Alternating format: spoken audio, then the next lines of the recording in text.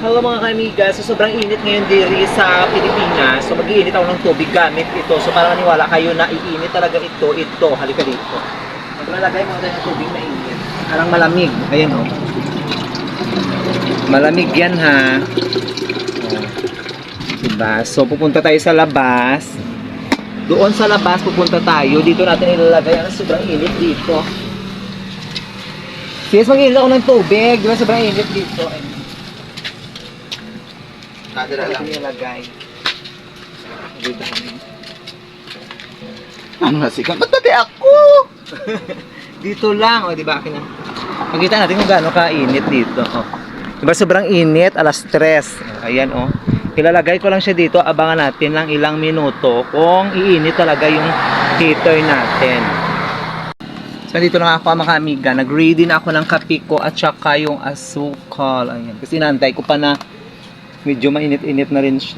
Kasi sobrang init dito. So itatry natin kasi yung iba tinatry nila yung ipapainit nila yung kawali tapos ilagay nila ng itlog at naluluto at saka yung hotdog. Yung sa akin naman kape. So iniwan ko muna saglit doon para syempre titingnan ko kung iinit ba talaga kasi hindi naman agad-agad yun. Kaya ayan, nilagay ko muna siya sa labas habang pumasok dito. Sobrang init kasi, my God!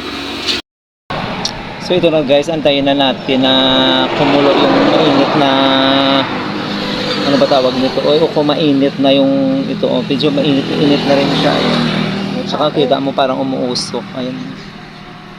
Uukan. So ilagay na natin kasi parang mainit. Dito mainit, dito hindi.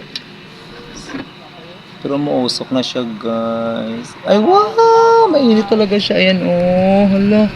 Totoo nga. Oh, diba? Ay mainit na siya kasi umuusok.